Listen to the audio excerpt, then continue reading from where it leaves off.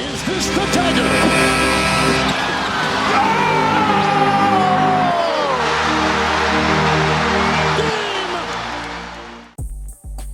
G'day guys, JB here, and we are all but 6 weeks through the 25-26 NBA season. We are at the end of November, and that means it's time for the first installment of the MVP race for the season. Now, there have clearly been some bolters, and there's going to be no shock to see a few different names in here. But there have been a couple of guys that have just raised their game a little bit. They've brought their team along with them. They have been the catalyst for their success, and there's no doubt that they're going to feature in this countdown. A few other teams with a lack of success and their leaders not being available or not leading to success is going to see a couple of exclusions and maybe even a couple of mentions. We go, hey, I thought that guy would be a lot higher. Well, we're going to explain why he's not maybe higher, maybe why it could be a little bit lower, potentially why they're not featured in this one. But it's going to be an interesting countdown to look at nonetheless. Let's get into it. Let's get into my MVP countdown to the end of November for the 25-26 NBA season. As always, we go over the qualifications to make the list to be a contender for the MVP. And the league has really pretty much outlined all of these to us over the last 5 or 6 years, and particularly when you factor in the amount of games to be played and what essentially is being assessed as the MVP now. You know, there's not much else that changes. You've pretty much got to go by what the league guidelines are, and ultimately the main one is that 65-game pace. I used to be a real stickler. I still think it should be 70 games, but if the league's going to award it at 65, there's no reason that I can't sit there and award it or, you know, liken it to 65 games. Obviously, you've got to be leading your team to victories, leading your team to wins, and keeping them in contention, which is why playoff hopes is also there as well. There's only been one guy in really, really recent history, and in fact for all of history that I can think of, that won the MVP without making the playoffs, and that was Kareem in one of his first Lakers seasons. So you've got to be leading your team to wins, you've got to have playoff hopes, and ultimately you've got to have not been traded or be a key central piece in a trade talk. So there are some guys that are going to be on this list that are really pushing through. There are other guys that you're going to look at and go, well, there's been some trade conversations around this guy. Okay, there's been some trade conversations, but I'm talking hard trade talk. We're looking at something, you know, to the extent right now of a Ja Morant. That's a genuine trade talk where they're going to try and consider getting rid of this guy and moving him off the team. So really simple, your qualifications, you've got to be going at a 65-game pace or still be able to play at least 65 games in the season. You have to be leading your team to wins and in turn keeping them in playoff contention. And ultimately, as long as you haven't been traded or you're not all but about to be traded, then you're a pretty good chance to feature. So we do have a couple of honourable mentions. Let's get into those now.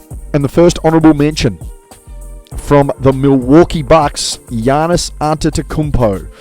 Now, this is a guy who would be a lot higher on this list had he had been healthy and had his team been winning games.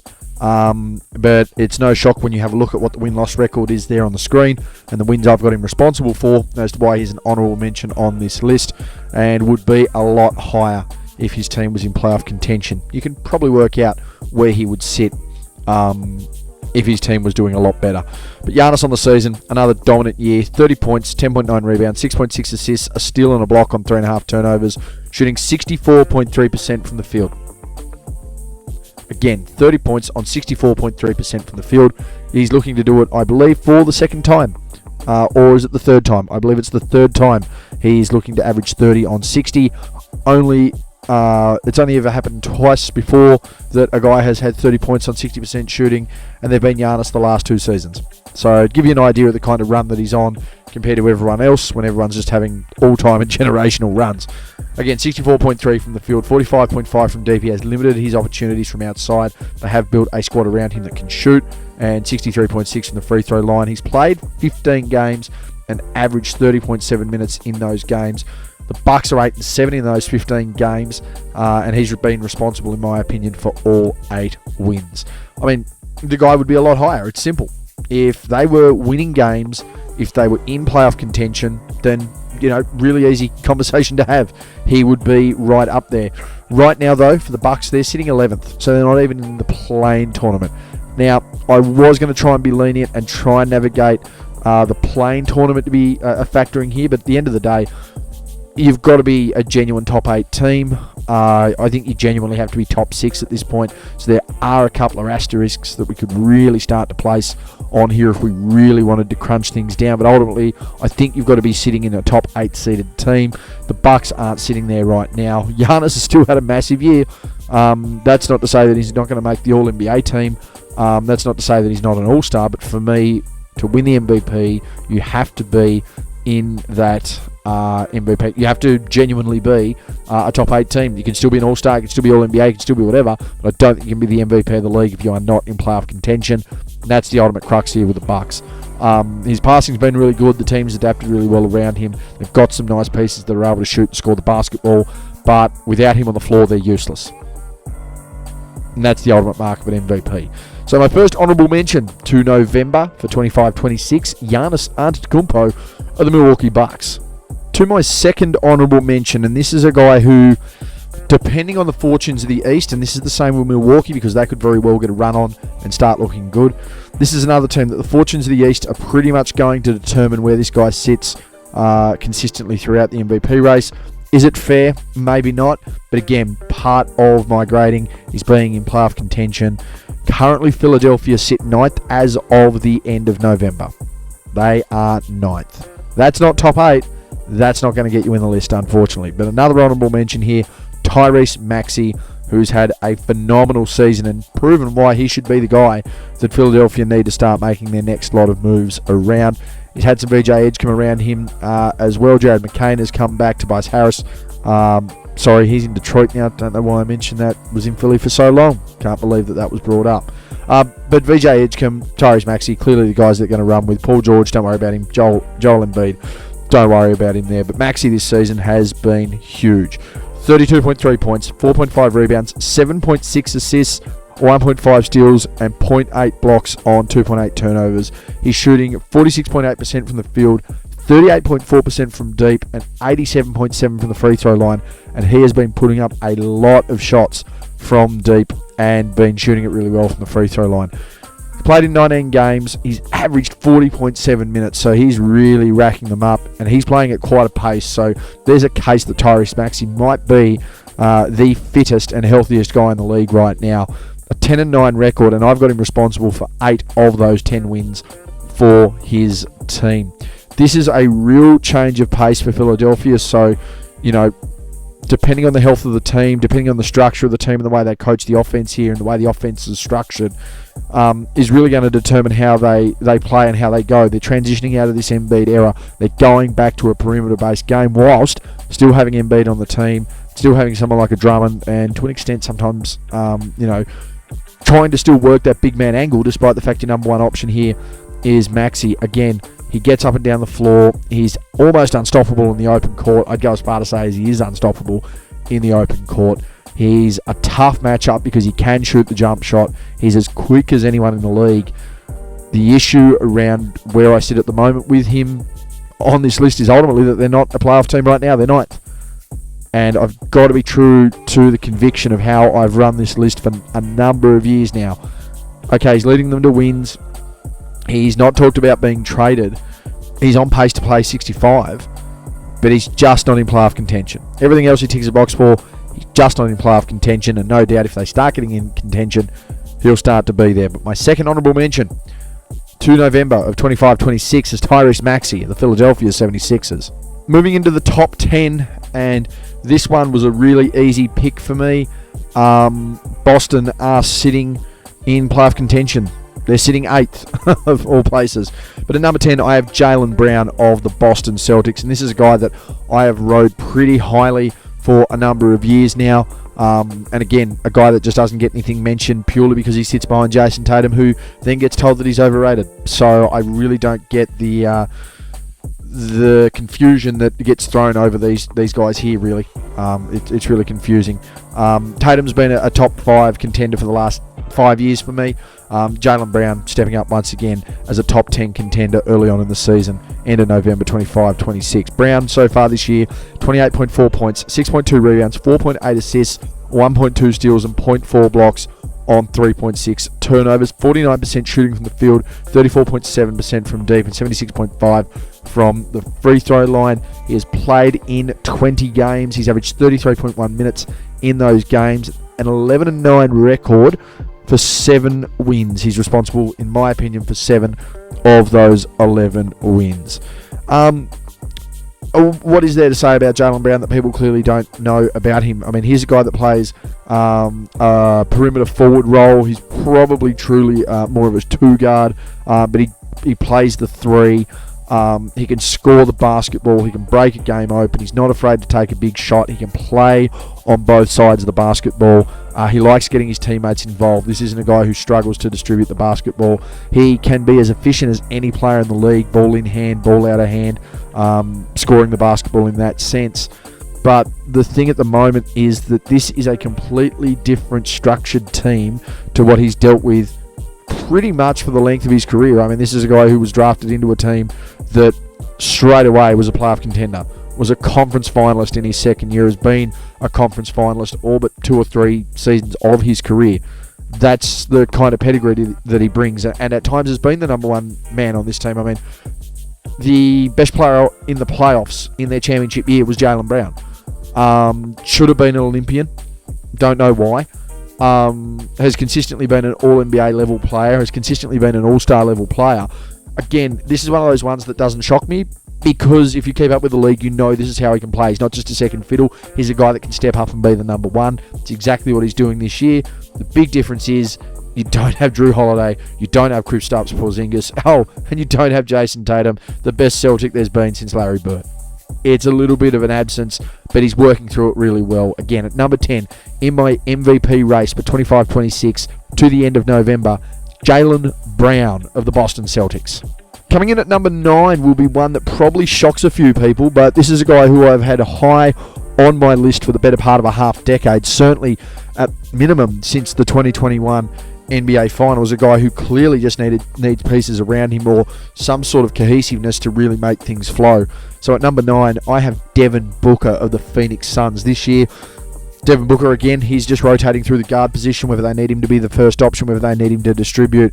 He can play both. He's probably one of the most underrated combo guards of his era. 25.7 points, 4.4 rebounds, 6.9 assists, 1 steal, and 0.4 blocks on 3.9 turnovers.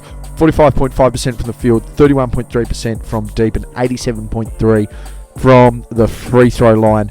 And that has realistically been the story of his career. He's played in 21 games this year, averaging 35.9 minutes, 12-9 win-loss record under his guidance for 7 wins. Here's a guy who has gone through, I would go close to say, 3 iterations of a team in 5 years.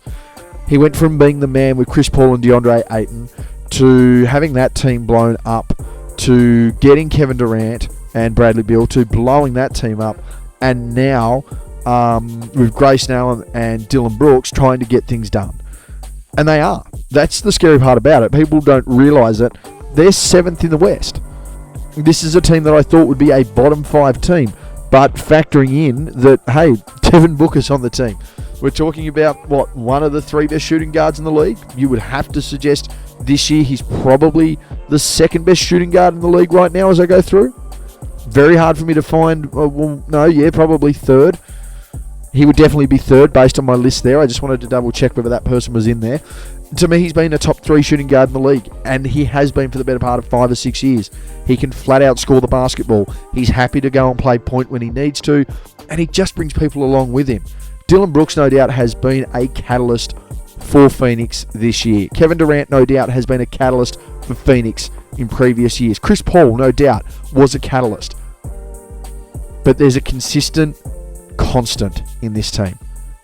A very consistent constant. A guy who steps up, who plays his role no matter what that role is. And in the big moments delivers.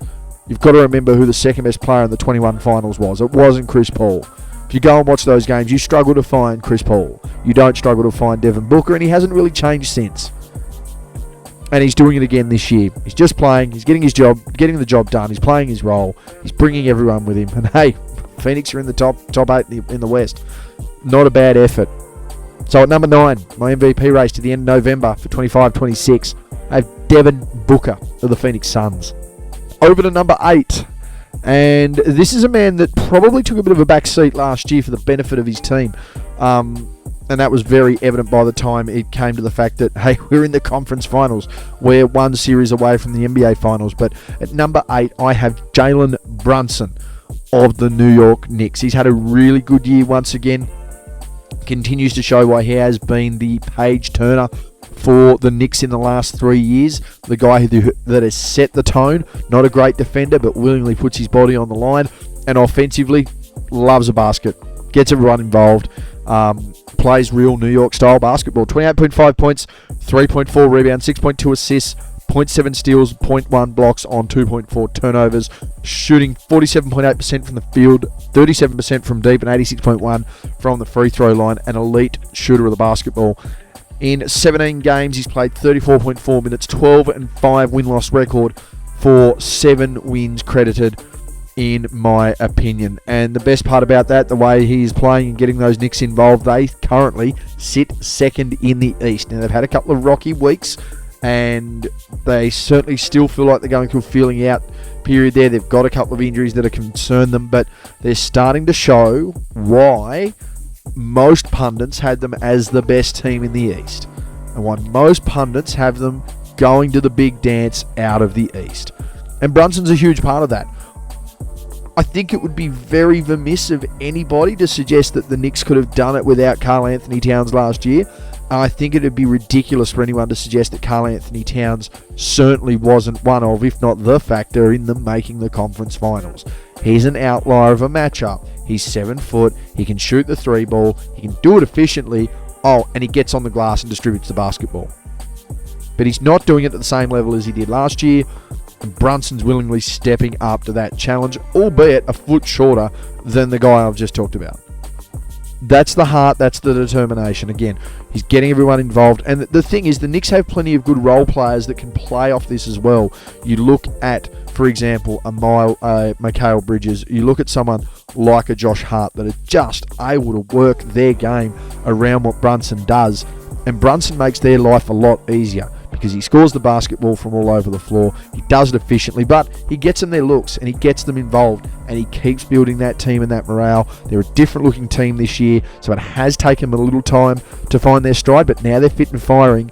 Let's see what Brunson looks like when he really starts to open up the Jets a bit heading towards Christmas. At number 8, in my MVP race to the end of November for 25-26, Jalen Brunson of the New York Knicks. Coming in at number 7 is a guy who has had to step up in absence on and off over the last 12 months, but certainly to start the 25-26 season in Atlanta, he has had no choice, and that has been Jalen Johnson, one of the most athletic wings in the league, with the ability to play all over the floor, whilst doing it all with the absence of one of the highest producing offensive machines the league has had this decade. Jalen Johnson currently averaging 22.9 points, 9.8 rebounds, 7.3 assists, 1.6 steals, and 0.4 blocks on 3.3 turnovers. Doing it efficiently from the field as well, 53.9% overall, 40.3 from deep, 78.3 from the free throw line. In the 19 games that he has played, he's averaged 34.7 minutes. They're 12-7 in those 19 games, and I have him responsible for 8 out of those 12 wins as the man in those games.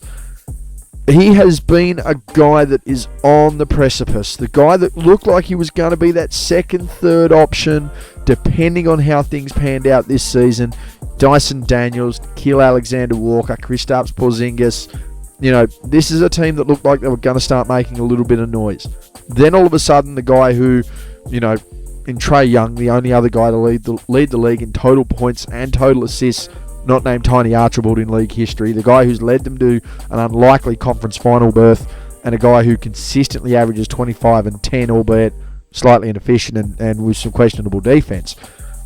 You can't lose someone of that high value of production and then just go, oh, okay, we're going to pack it in, because that's when you know who's going to step up and who's going to step out. And Jalen Johnson showed signs of that last year, and he's probably just a couple of moments away from being like, hey, I'm legitimately going to be here in this position for the next 10 years. But depending on how things pan out with Trae Young, you've got a cornerstone right here. You've got a guy that you're going to take that next step with. He does have a few things that he has to work on, there's no doubt about it. I want to see some more consistency from the stripe. I want to see him control himself in traffic a little bit more. I'd like to see him commit maybe a little bit more defensively, particularly when you've got the length of a Daniels, of an Gilgeous-Alexander Walker, and of a Porzingis. But if he's going to keep producing like this and then starts to commit a little bit more, finds one or two little nooks and crannies to work on his game, Atlanta are going to be fine, and Johnson himself is going to be fine. Right now, Atlanta, they are sitting 5th in the East, and there's no reason why they can't maintain that throughout the season. At number 7 in my MVP race for the 25-26 NBA season to the end of November, Jalen Johnson of the Atlanta Hawks. Coming in at number 6, and this is another prime example of a guy who would be a lot higher on my list if he was healthy. Because the Spurs, they're doing all right. They're sitting 5th in the West. And they were sitting a lot higher before he got injured. And when you lose the best two-way player in basketball and a guy who's pretty much on pace to be second only to Bill Russell defensively in the history of the game, and, you know, the question's now being asked of what can he do offensively and play make for a decade, the guy speaks for himself. You've only got to look at the vision. At number 6, I've got Victor Wembanyama of the San Antonio Spurs. 26.2 points, 12.9 rebounds, 4 assists, 1.1 steals, and 3.6 blocks a game. 3.6 turnovers, 50.2% from the field, 34.5 from deep, 85.7 from the free throw line. Keeping in mind he's only played 12 games this year. So he's played 7 less than Jalen Johnson. He's played 9 less than Devin Booker. And yet I have him responsible for as many, if not more, wins than both. Literally, it's health. That's all it is. It's health. They're 5th in the West. They would probably be top 3 in the West. And if you're going to go on the pace of where your top 3 teams in the West are sitting right now, I mean, yeah, here's a guy that clearly would be, you know, clearly up into my list. At worst, he would be a top 3 candidate. He would probably at worst be top 2, because the guy at number 1 might not get caught. And even if he gets to a point where he plays 65 and gets injured, I don't think he's going to get caught. But that's it for Wemby. I mean, offensively, it's clear it's there.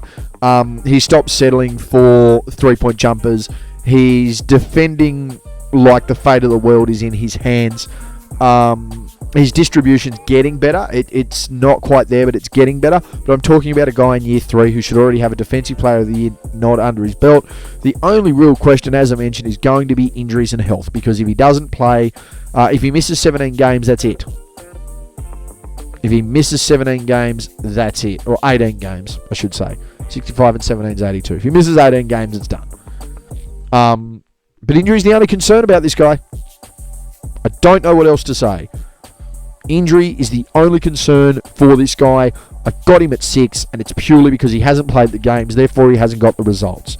Victor Wembanyama, San Antonio Spurs, keep an eye out, because things could get hectic if he gets back in time and if he plays enough games. Coming in at number 5, they are the Trailblazer out in the Eastern Conference. They're certainly not the Trailblazers of the West, albeit they're doing okay. We're certainly not going to see anyone from their team mentioned in this particular conversation. At number 5, I have a guy who I thought should have been All-NBA first team last year. He finished 7th in MVP voting. For me, he was the best point guard in basketball last year. He's once again proving why he's certainly in contention as the best point guard in basketball. I've got Cade Cunningham of the Detroit Pistons, who's leading them on yet another remarkable turnaround. And they look like they're certainly going to grow their record from last year, with the year prior being arguably the worst in league history. That's how bad of a team they were. Cunningham this season, 28.8 points, 6.4 rebounds, 9.4 assists, 1.2 steals, and 0.7 blocks a game. 4.1 turnovers. It is pretty much the only consistent criticism that I do have for Cade Cunningham and the way he goes about his game. But here's a guy who wants the ball, who wants possession of the basketball, who wants to control it, he wants to get his team involved, he wants to get the job done. 45.6 from the field, 31.2% from deep, 81.5 from the free throw line. He's played 17 games and averaged 36.7 minutes in it, so these are pretty much his per 36 numbers, which is pretty consistent on the team that he's got. He's got a couple of guys that have stepped up, a couple of guys that are playing well above expectations, the likes of Jalen Duran, the likes of Adonis Jenkins. We still haven't seen Jaden Ivey this year, or limited to. 13-4 win-loss record, and I've got him for 9 wins. He's one of the best point guards in the league. And this was always brewing and always spruiking. There was always signs that, hey, he's going to be able to do something. Can he harness the possession of the basketball? Can he be efficient with the basketball? Can he bring others up with him? And that's clearly what he's done the last 2 years, and that's clearly what he's done this year. The Pistons are the number 1 seed in the East. If you'd have told me on the 1st of December 2023 that the Pistons in 2 years' time would be the number 1 seed, and you'd be talking about their young upstart point guard being a top 5 MVP candidate, I'd have told you to go forthwith and multiply by yourself over whatever material you require. Just not fathomable. Needs to work on his jump shot. That's really clear. I think sometimes he does overpossess the basketball. He has had a near 50 shot game this year, so getting that ball through sets of hands, sometimes that's how he's going to have to operate when Jaden Ivey gets back. But beyond that, he's leading this team. He's a young guy. There are still steps to take, but right now in the progression of his career in the Pistons, this is absolutely perfect. So at number 5 in my MVP race to the end of November for 25-26, Cade Cunningham of the Detroit Pistons. At number 4 is one that might shock a few people, but it really shouldn't. The only thing that should shock them is the fact that his team itself is not doing as well as first projected. I've got Donovan Mitchell of the Cleveland Cavaliers 4th in my MVP race to the end of November. And he's had a massive year. He's been big for quite some time now. The biggest hype that has essentially gone around Donovan Mitchell over the years has been really simple. He wasn't Ben Simmons in Rookie of the Year. He played with Rudy Gobert. He was part of the Rudy Gobert COVID situation. He then left Utah to a Cavs team that hasn't played well. That has been the narrative. It's not the fact that he can score the basketball flat out. It's not the fact that he has, as good a scoring run for playoff series and playoff runs as Karl Malone did. It's not the fact that he's led the best Cavs team not named for LeBron James. It's all those other little, ancillary issues. But Donovan Mitchell himself is a hell of a ball player, and he's still being a hell of a ball player this year. 29.9 points, 4.8 rebounds, 5.5 assists, 1.5 steals, and 0.3 blocks on 3.4 turnovers. Now, that efficiency, as far as the turnovers, has jumped this year. But when you watch Cleveland play, and you've seen how they've played, he needs to possess the basketball. 50.3 from the field is still remarkable. He's listed 6'1", 39.1% from deep, and 83.3 from the free throw line. Encompassing all of his game, he's had a phenomenal season. He's played in 19 games, 34.3 minutes in those games, 11 and 8, and I've got him responsible for 10 of their 11 wins. This is the kind of thing a couple of years ago, if Donovan Mitchell hadn't had a couple of big years with Cleveland like he has in the past, people just would be like, wow, how do you really see this? But this is very similar to what Shai Gilgeous-Alexander did a couple of years ago with OKC. Now, it's not to the same extent, obviously, because we've already had that rise and Mitchell's gone to the playoffs and everything. But when OKC was sitting mid-pack, floating down towards 10 seed, 11 seed, this is the sort of thing that Shai Gilgeous-Alexander was doing, and no one gave two hoots about it.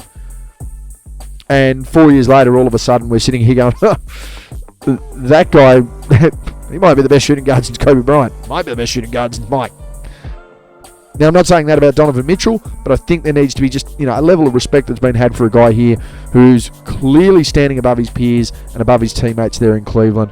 There are guys that have been injured. Darius Garland has been injured. Jarrett Allen has been injured. Someone like an Evan Mobley isn't stepping up like he was last year. So Mitchell's shouldering this load, and this is where you're starting to see the results. And this is why you're starting to see him being responsible for as many wins as he is. So at number 4, my MVP race to the end of November for 25-26, Donovan Mitchell of the Cleveland Cavaliers. Coming in at number 3 is the most efficient offensive big man in the history of the league. But not much more to say. He's the most efficient offensive big man in the history of the league, and he's bordering on being the most efficient offensive player in the history of the game. And the conversations are being had once again. Is he better? At number 3, I've got Nikola Jokic of the Denver Nuggets. The numbers just speak for themselves. 28.9 points, 12.4 rebounds, 10.9 assists. Pretty much averaged that last year, by the way, for the season. 1.5 steals, 0.7 blocks on 3.6 turnovers. And then you get to the shooting splits. 63.7% from the field, 45.3% from deep, and 85.2% from the free throw line. A rounded 29, 12, and 11, less than 4 turnovers on a rounded 64, 45, 85 splits. He's played in 19 games, 34.7 minutes in those games, a 14-5 record, and I've got him responsible for 10 of those 14 wins. Now, the thing that obviously has helped Denver a little bit this year is Jamal Murray stepping up. Aaron Gordon is now out injured, but him stepping up. We've seen Cam Johnson in the couple of opportunities he's now had to step up as a third, fourth option, getting it done. Christian Brown, I say Braun, probably not good. He steps up as well. Tim Hardaway's been a positive shooter for them. So they've started to get these pieces around them to try and really strike while the iron's hot here with Jokic. It's just scary to think that even amongst all of that, he is still so far head and shoulders above anyone else on his team that it's not funny. Like, the margin that he's ahead of his best player, or of his next best player, is very, very relative to who I've got at number 1 with their next player. There's a reason they're probably the two of the three best players in the league right now. But ultimately for Jokic, the thing that hurts is that his teammates are getting better, which is great. But let us not diminish the fact that he is still consistently the most efficient offensive player in the league, and that he's still one of the most impactful players in the league, and he's one of the hardest scouts in the league because of it. You can't take him outside, you can't take him inside, you can't force him to give the ball up. What are you meant to do with a player who is just going to kill you no matter the decision that you give him? And he's going to keep doing it all year, and it's going to come down to health to see exactly where he finishes, but he's on path once again from the media to probably win another one. Third in my MVP race to the end of November 25-26, Nikola Jokic of the Denver Nuggets. At number 2, in what I think has been his best season start to date, I have Luka Doncic, this is really weird to say, of the Los Angeles Lakers. I have Luka at number 2 in my MVP race this season. This to me has been the best start of his career. They're in a winning position. They're in a top contending position. Oh, might I add, he's doing this having taken the mantle off arguably the greatest player of all time on his team, which to me is a pretty big tick in the box. Luka, for the season start, 35.1 points, 8.7 rebounds, 9.2 assists, or 1.7 steals and 0.6 blocks on 4 turnovers. It's high usage. What do you expect? 47.1 from the field, 33.9 from deep, and 80.6 from the free throw line. I'm a pretty tough marker there. The amount of times Luka will put up a 3-point shot, and the amount of times Luka gets to the line, I need that to be 37-38%. I need that a minimum 85%. The change in his game and the production in his game at that point becomes a completely different conversation. Now, he's only played in 3 more games than Wembanyama, so he's played in 15, 37.3 a game. He's clearly fitter. They're 12-3 through 15 games for 10 wins. They're second in the West. They are killing it. Jokic 4th with Denver in the West. Luka 2nd with the Lakers in the West. And again, this is the best start to a season that he's had. When you look at where the Lakers sit, when you look at how he's getting everyone involved, Austin Reeves looks like a genuine first option. DeAndre Ayton finally looks like a genuine 25-10 guy. Neither of those guys have had that when LeBron James has been the number 1 man on that team. He's genuinely revolutionised 2 whole careers to the point where you look at Austin Reeves potentially as an all-star, and the term bust around DeAndre Ayton can just disappear. Don't worry about it. DeAndre Ayton never had that when he played next to Chris Paul. Now he's playing next to Luka Doncic. He's got no issues with it now. There's just so many things that have come to light now with Luka Doncic, let alone the fact that he's averaging around 35, 9, and 9. And they're the second team in the West. They're winning games, they're in contention, and he's brought people along for the ride with him. Tick, tick, tick. Second in my MVP race to the end of November, the 25-26 NBA season, Luka Doncic of the Los Angeles Lakers. But number one's going to be hard to chase. The leader of a 20-1 team. And he's played in all their games, and they only lost that game by 3. Of those 20 wins, I've got him responsible for 16 of them. And in a number of those, he hasn't played the fourth quarter and still scored 30. Shai Gilgeous-Alexander, right now for me, is looking like Usain Bolt ahead of the field to the end of November for the 25-26 MVP race. 32.5 points, 4.8 rebounds, 6.6 assists, still going to get done defensively, 1.5 steals and 0.7 blocks on 1.8 turnovers a game. 33.5 minutes in those 21 games, by the way. So a rounded 33, 5, and 7 with less than 2 turnovers. And then we go and look at the efficiency. You talk about a difference in efficiency, and this is where it really comes down to it. Factoring in right now, his second best player hasn't really played this season yet. His second best player has been Chet. That's a hell of a second best player. But Chet is not Jalen Williams. 54.5% shooting from the field, which comparatively is over 7 points better than Doncic. 41.1% from 3.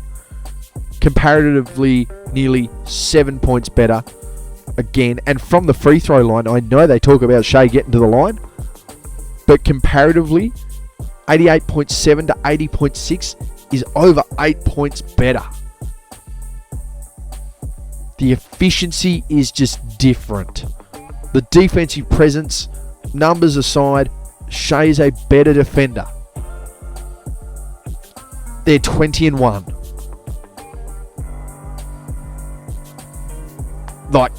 And it's not even close to me who has been the best player in those games. Not even close. And in all the matchups I've mentioned there, guess who's the best of the lot? They've lost one game to Portland. Shai himself, again, just phenomenal. There's a level of ease to this that just comes naturally to him that lets him dominate this game. A rounded 33, 5, and 7 on 55, 41, 89 splits. The leader of the MVP race for me to the end of November for the 25-26 NBA season, and looks like he's going to be running away with it very, very quickly, a la Usain Bolt, Shai Gilgeous-Alexander of the Oklahoma City Thunder. So to come off the back of that and summarize everything I've just spoken about, 65 game pace, leading your team to wins, you're not in serious trade talks, and your team's in playoff contention. When you factor all of that in, my honourable mentions go to Giannis Antetokounmpo of the Milwaukee Bucks and Tyrese Maxey of the Philadelphia 76ers. And then we hit the list. At number 10, Jaylen Brown of the Boston Celtics. At number 9, Devin Booker of the Phoenix Suns. At number 8, Jalen Brunson of the New York Knicks. And I have all of those gentlemen with 7 wins. At number 7, I have Jalen Johnson of the Atlanta Hawks. At number 6, I have Victor Wembanyama of the San Antonio Spurs, and I have both of those gentlemen responsible for 8 wins. At number 5, I have Cade Cunningham, and I have him responsible for the Detroit Pistons, and I have him responsible for 9 wins. At number 4, I have Donovan Mitchell of the Cleveland Cavaliers, At number 3, I have Nikola Jokic of the Denver Nuggets. And at number 2, I have Luka Doncic of the Los Angeles Lakers. All of those gentlemen responsible for 10 wins. And with daylight between first and second, I have Shai Gilgeous-Alexander of the Oklahoma City Thunder, leading arguably the most dominant single-season team ever to a 20-1 record through 21 games, and I have him responsible for 16 wins. How do you see the MVP race? Let me know in the comments. Anyway, guys, again, that is my MVP race to the end of November for the 25-26 NBA season. I'm out.